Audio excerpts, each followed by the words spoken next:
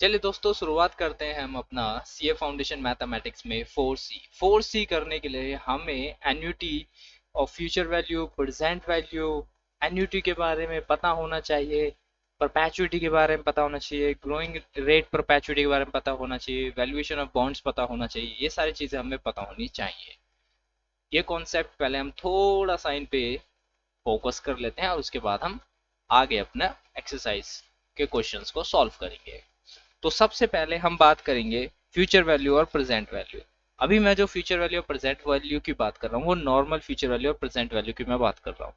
ठीक है, अभी मैं इसको एन्युटी में नहीं कनेक्ट कर रहा हूँ। तो ये होती क्या है? प्रेजेंट वैल्यू, वैल्यू और फ्यूचर वैल्यू।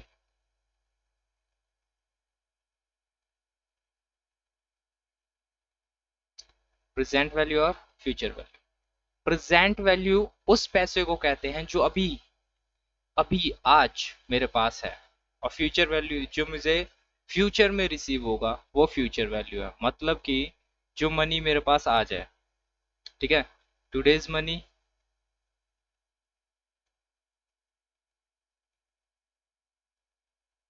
और ये वाली in future money, in future amount receive, जो मुझे फ्यूचर में मिलेगा वो। तो इसको नॉर्मली अगर फ्यूचर वैल्यू और प्रेजेंट वैल्यू निकालनी हो तो वो कैसे निकलती है? वो होती है मेरी, यहाँ पे मैं लिखता हूँ ए इक्वल्स टू बी। जो आज पैसा मैं लगा रहा हूँ, आज जो पैसा मैं लगा रहा हूँ वो यहाँ पे है, ठीक है, 1 + i⁻n। अगर आप गौर से देखें तो ये अमाउंट का फॉर्मूला है, वो भी किसका? कंपाउंड इंटरेस्ट वाला। जी हाँ, ये वही है। तो इसके अंदर हमारा जो ये हिस्सा है ए, ये हमारा होता है क्या? इसको हम कहते हैं फ्यूचर वैल्यू। जब हम अमाउंट निकालते हैं तो इसका मतलब हम निकाल रहे होते हैं उस टाइम फ्यूचर वैल्यू। और यहाँ पे जो ये पी है, इसका मतलब क्या होता है? प्रेजेंट वैल्यू, जो पैसा हमने आज लगाया है, हमारा जो करंट में पैसा लगा हुआ है, जितना पैसा आज हम डालते हैं वो है हमारा प्रेजेंट वैल्यू।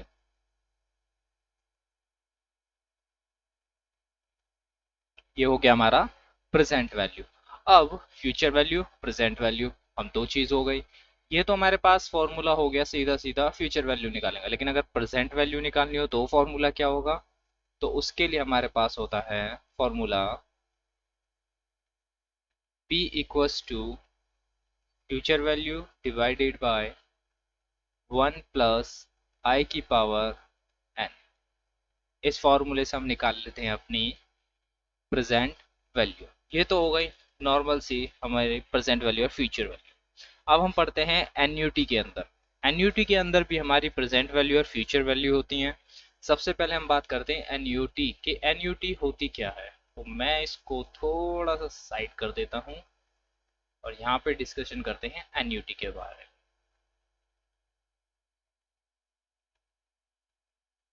एन्युटी कि एन्युटी क्या होती है? एक रेगुलर अमाउंट जो हम पे करते हैं या रिसीव करते हैं, एक रेगुलर अमाउंट एक रेगुलर टाइम तक।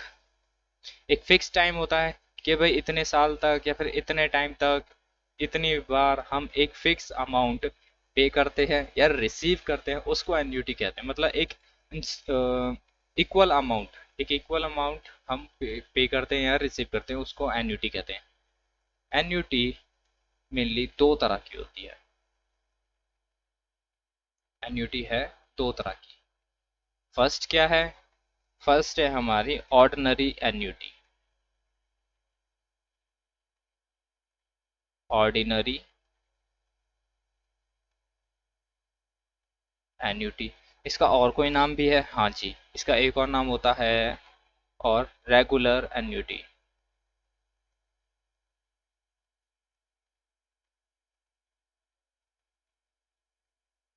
दूसरी एन्युटी कौन सी है? दूसरी एन्युटी हमारी होती है ड्यू और इमीडिएट ड्यू एन्युटी। और इसका दूसरा नाम क्या होता है? इमीडिएट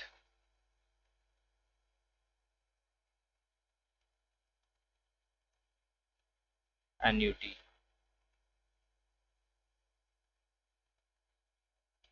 ऑर्डिनरी एन्युटी क्या होती है?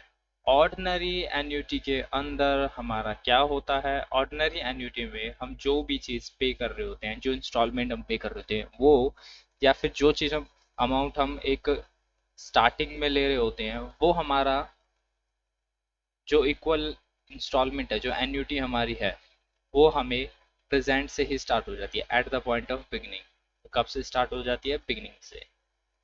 सॉरी, बिगिनिंग से नहीं, एक पीरियड खत्म होने के बाद। Payment made by after a payment made after a end of period, an end after an end of period.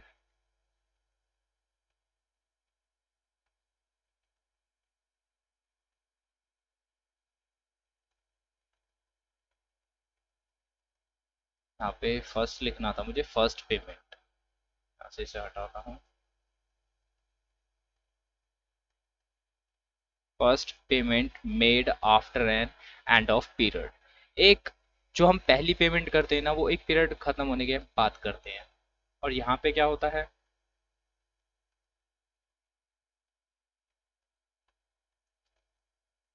First payment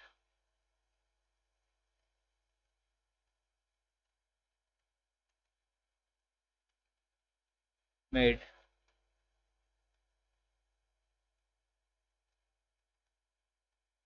at the starting of period.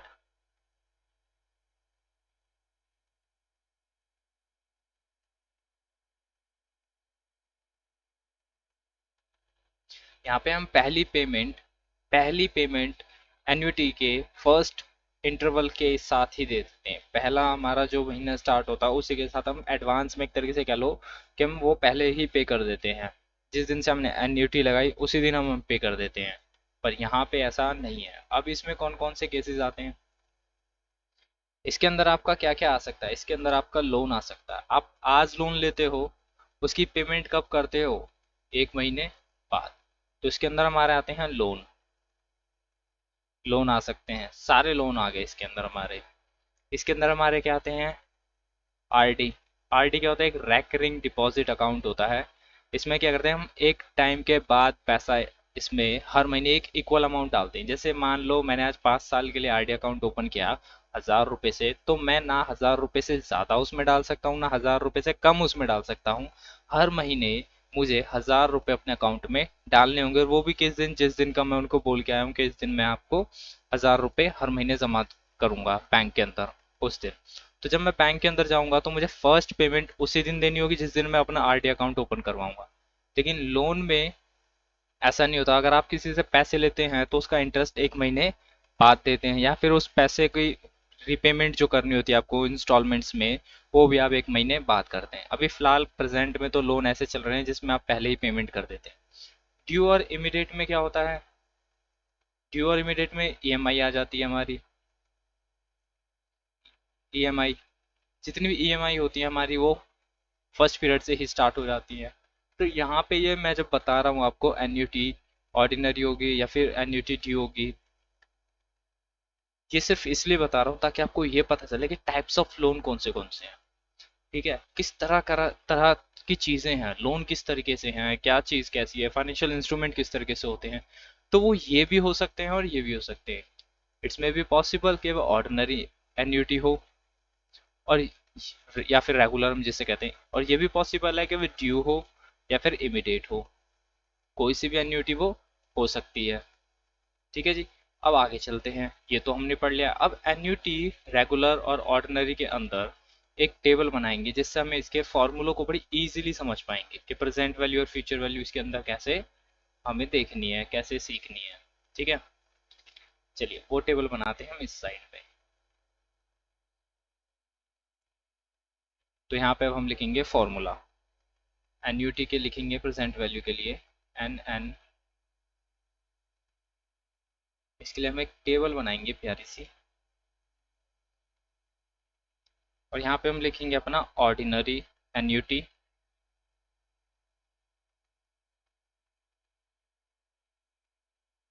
Ordinary annuity, और यहाँ पे हम लिखेंगे उसको ड्यू और इमीडिएट एन्यूटी। मैं एक ही लिख रहा हूँ, ड्यू एन्यूटी, और इस टेबल को इस तरीके से करेंगे।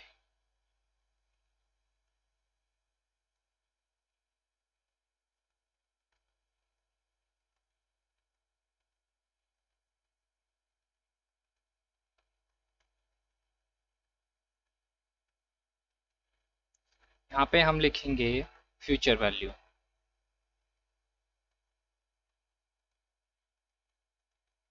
और यहाँ पे प्रेजेंट वैल्यू। एक एन्युटी के अंदर फ्यूचर वैल्यू, ऑर्डिनरी एन्युटी के अंदर फ्यूचर वैल्यू का जो फॉर्मूला वो होता है ए। ए का मतलब यहाँ पे मेरा है अमाउंट, वो वाला जो मुझे देना है, यानी कि एन्युटी, ठीक है। और यहाँ पे मैं लिखता हूँ यहाँ पे 1 + i⁻n - 1 डिवाइडेड बाय इसमें आई। अगर इसमें मुझे प्रेजेंट वैल्यू निकालनी हो तो मेरा फॉर्मूला क्या होता है, तब होता है ए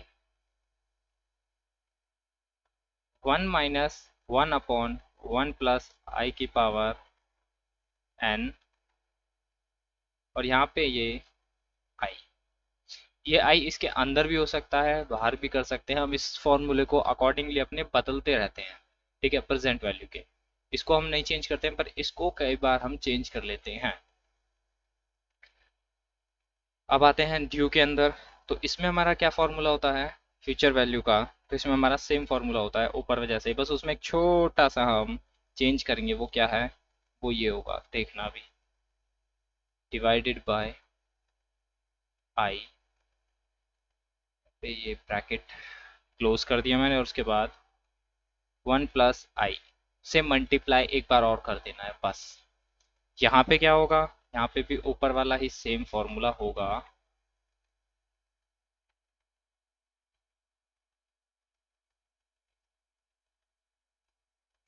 यहाँ n-1 होगा, और साथ ही साथ ये ब्रैकेट करके जो भी हमारा आंसर आएगा उसमें +r कर देना है। तो इसको मैं थोड़ी सी लाइन को आगे ले लेता हूँ,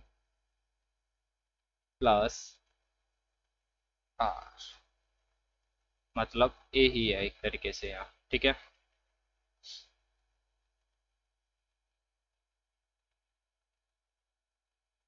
ये हमारे फॉर्मूले इसके अंदर यूज होने वाले, ये फॉर्मूले हमारे इसके अंदर यूज होंगे। ये किसका है, ऑर्डिनरी फ्यूचर वैल्यू का है। ये वाला ऑर्डिनरी प्रेजेंट वैल्यू का है। ये वाला ड्यू एन्युटी का है, और उसमें फ्यूचर वैल्यू निकालनी हो तो, और ये ड्यू एन्युटी में प्रेजेंट वैल्यू निकालनी हो तो। बस आपको ये फॉर्मूले अपने माइंड में रखने हैं। जब क्वेश्चन कराऊंगा तो ये प्रेजेंट वैल्यू के फॉर्मूले कई जगह पर चेंज हो जाएंगे, जैसे मैंने अभी लिखे हैं एज इट इज, ऐसे आपको जब लिखना है जब आप इसमें टाइम निकाल रहे हो, एन की वैल्यू फाइंड करो, तब आपको ऐसे ही लिखना है। अगर इसके अलावा कुछ और निकालना हो तो इस फॉर्मूले की मैं एक शॉर्ट ट्रिक बनाऊंगा आगे, वो मैं आपको क्वेश्चंस कराते कराते बता दूंगा। चलिए, यहाँ तक हो गया। इसके बाद हमें और इसमें क्या देखना है, अब इसमें हमें एक चीज और पढ़नी है, वो क्या है, वो हमारी है परपैचुइटी। परपैचुइटी, ठीक है, वो पढ़ेंगे। लेकिन उससे पहले हम थोड़ी सी बात कर लें, कुछ ऐसे क्वेश्चन आपको दिए होंगे कि उन क्वेश्चन को हम कैसे सॉल्व करें, कैसे पता लगाएं कि वो कौन सी एन्युटी लगी। भाई देखो, कोई भी लोन हो, कोई भी लोन हो, वो हमेशा प्रेजेंट वैल्यू होता है। लोन का जो अमाउंट होता है ना, अमाउंट ऑफ लोन क्या होगा, प्रेजेंट वैल्यू। ये हमेशा प्रेजेंट वैल्यू के फॉर्मूले से ही सॉल्व होगा, ठीक है जी। ऐसे अगर कोई मशीन हमने परचेज करी, या फिर कोई भी असेट हम परचेज करते हैं, वो भी प्रेजेंट वैल्यू हुई होगी। उसकी जो डाउन पेमेंट काट के, कैश वगैरह हम जो दे देते हैं, वो काट के जो भी अमाउंट आएगा वो भी एक लोन में होता है। तो उसको मैं लिखता हूँ ईएमआई पे परचेज। अगर हम कुछ कर रहे हैं ईएमआई पे, हिंदी में लिख रहा हूँ, अपनी भी हिंदी में लिख लो ईएमआई। मेरी हिंदी थोड़ी सी ऐसी है, लिख देता हूँ फिर भी, ईएमआई पर परचेज करते टाइम जितना अमाउंट हम कैश दे रहे होते हैं या डाउन पेमेंट कर रहे होते हैं उसे हटा देते हैं, किस में से, कॉस्ट में से, डाउन पेमेंट। तो जो हमारा आएगा ना ये भी प्रेजेंट वैल्यू है, ये भी किससे सॉल्व होगा, प्रेजेंट वैल्यू से ही होगा। ईएमआई भी एक तरह का लोन है और लोन हमारे सारे प्रेजेंट वैल्यू से ही सॉल्व होने हैं। ठीक है जी। हाँ जी। आगे चलते हैं, आगे आएगा एक सिंकिंग फंड। सिंकिंग फंड हम फ्यूचर से बचने, फ्यूचर में कोई लाइबिलिटी आती है उसके लिए, या फ्यूचर में जब हमें पैसे की जरूरत होती है उसके लिए बनाते हैं। तो उसमें हमारे पास जो सिंकिंग फंड का अमाउंट है वो फ्यूचर वैल्यू होता है। ठीक है, amount of sinking fund is a future value. Amount of sinking fund क्या होता है, फ्यूचर वैल्यू। ये हमारा हमेशा फ्यूचर वैल्यू के से ही फॉर्मूले से सॉल्व होगा। इसके बाद लीज आती है। लीज, अगर हमें कोई चीज़ लीज वाले क्वेश्चंस का दे रखा है तो मैं यहाँ बता रहा हूँ। तो उसमें हम क्या करते हैं, लीज में पहले हम प्रेजेंट वैल्यू फाइंड करते हैं। लीज वाले क्वेश्चन सबसे पहले हमें फाइंड करना है क्या, प्रेजेंट वैल्यू। उसके बाद हमें कॉस्ट में से माइनस कर देना है प्रेजेंट वैल्यू, और फिर देखना है हु इज ग्रेटर। हमें देखना है हु इज ग्रेटर अमाउंट। और उसके बाद डिसीजन लेना है कि अगर लीज का अमाउंट ज़्यादा है तो हमें वो क्या करनी है, रेंट पर लेनी है। ओ सॉरी, लीज का अमाउंट ज़्यादा है तो हमें वो परचेज करनी चाहिए, और परचेज का अमाउंट ज़्यादा, कॉस्ट उसकी ज़्यादा है और लीज का में, तो हमें फिर उसे लीज पे लेना चाहिए। वो डिसीजन यहाँ से लेते हैं। ये हमारा हमेशा एन्युटी जो हमें यूज़फुल होती है वो हम किसी चीज़ के डिसीजन के लिए ही करते हैं कि ये परचेज करें या उसे रेंट पर लें। ठीक है, उसके लिए हम इसको निकालते हैं। फिर आता है वैल्यूएशन ऑफ बॉन्ड। वो मैं आपके लिए एक सेपरेट वीडियो लेके आऊँगा जिसमें मैं बता दूंगा, क्योंकि आपके इन क्वेश्चंस में यूज़ है नहीं तो मैं कॉन्सेप्ट बता के क्या करूँ। वैसे मुझे पता कोई लोग पूरी वीडियो देखने वाला है नहीं, जो देखेगा, चलिए यार फिर भी बता ही दे रहा हूँ वैल्यूएशन बॉन्ड क्या होती है। इधर देखो, valuation of bond of valuation of bond कैसे करनी है।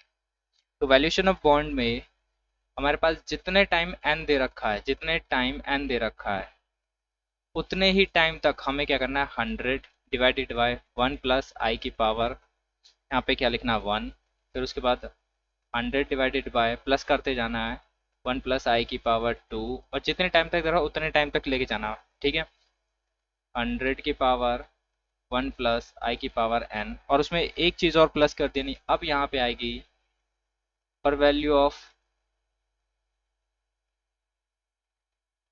बॉन्ड।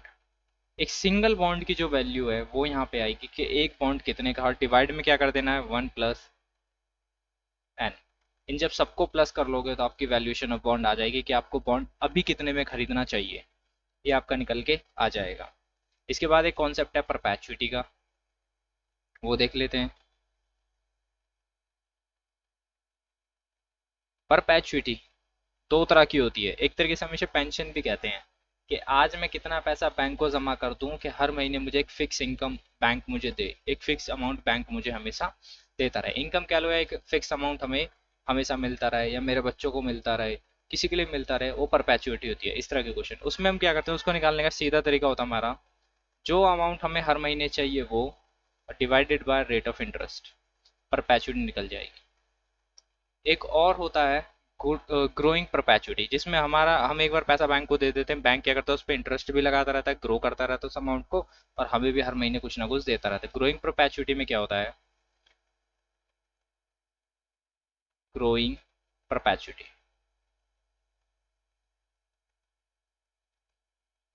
ग्रोइंग परपैचुइटी इसके अंदर क्या होता है, इसके अंदर आर जितना अमाउंट हमें चाहिए, एक तो वो हर महीने चाहिए जितना अमाउंट, इंटरेस्ट जितना मिल रहा उसमें से माइनस कर देना है ग्रोइंग रेट, जो भी ग्रोइंग रेट है वो माइनस कर देना और डिवाइड कर देना, आंसर आ जाएगा। ठीक है, हमें मिल जाएगा कि अभी हमें कितना अमाउंट इनिशियली बैंक को डिपॉजिट करना चाहिए। ये हो गया। बस इतना ही है और कुछ नहीं है। अब चलते हैं हम अपने क्वेश्चन आंसर्स की तरफ। अब हम अपने क्वेश्चन आंसर सॉल्व करते हैं। ठीक है जी। ये आपको स्क्रीनशॉट लेना हो तो अपनी वीडियो पॉज करके स्क्रीनशॉट ले सकते हो।